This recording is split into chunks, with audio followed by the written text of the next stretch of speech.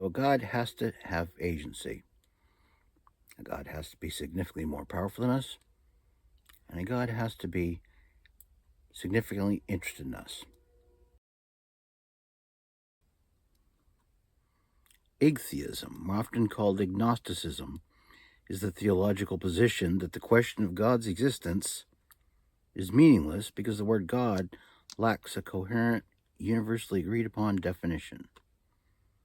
Therefore, any debate about whether God exists is considered pointless until a term is clearly defined. Okay, let's define it. We define everything else. So, what do we know about God? They have agency. They're significantly more powerful than us humans. And they mess around with humans for some reason. Or at least they mess around with each other, which in turn affects us. So, God has to have agency. God has to be significantly more powerful than us. And God has to be significantly interested in us. Because who prays to a God that they know doesn't care about them at all, wouldn't answer anything, doesn't care whether they beg, plead, or bribe? Nobody, that's who. So then we can ask the question about the individual claims of godhood. Is Thor a god? Yes, he is. He's significantly more powerful than us. He's interested in at least some humans. Is Thor real? No. Is Spider-Man God? No. Spider-Man is only barely more powerful than us humans in specific ways, and generally speaking, not really at all. Is Spider-Man real? Irrelevant, because we've already determined him not to be God, and this is about gods. Are galactically remote supertech aliens gods? No. While they're defined here as significantly more powerful than us, they have demonstrated no interest in us. Are galactically remote supertech aliens real? Statistically, yes.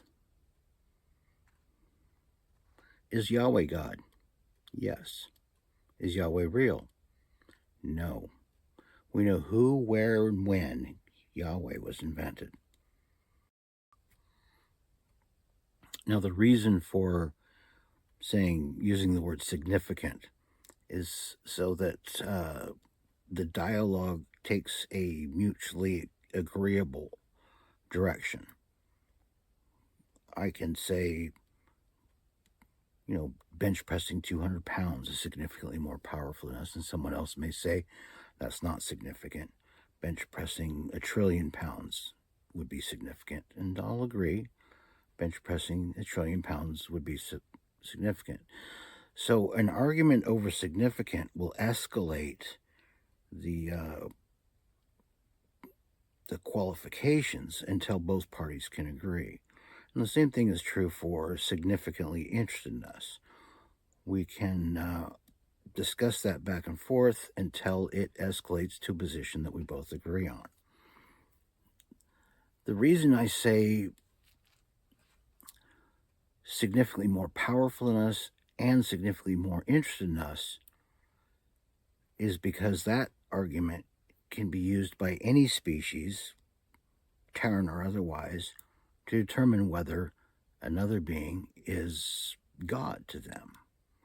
So perhaps to a hamster, humans would fit the definition of God.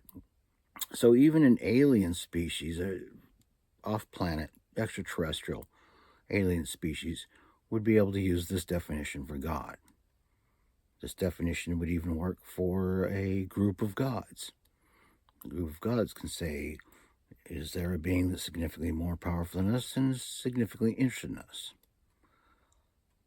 What this does is it makes a God claim falsifiable. Okay, is Yahweh more powerful than us? Yes, he is. Is he significantly interested in us? There's no evidence whatsoever that he actually is significantly interested in us or interested at all. That's a claim that is within the fictional story or the unverified story. So a person can ask themselves, is Yahweh real? He never demonstrates any significant interest in us, and billions of people have searched for him, and no one's found him. A lot of people have said, I heard him in my head. That's nuts. You're no match for my brains. Let me put it this way. Have you ever heard of Plato, Aristotle, Socrates? Morons.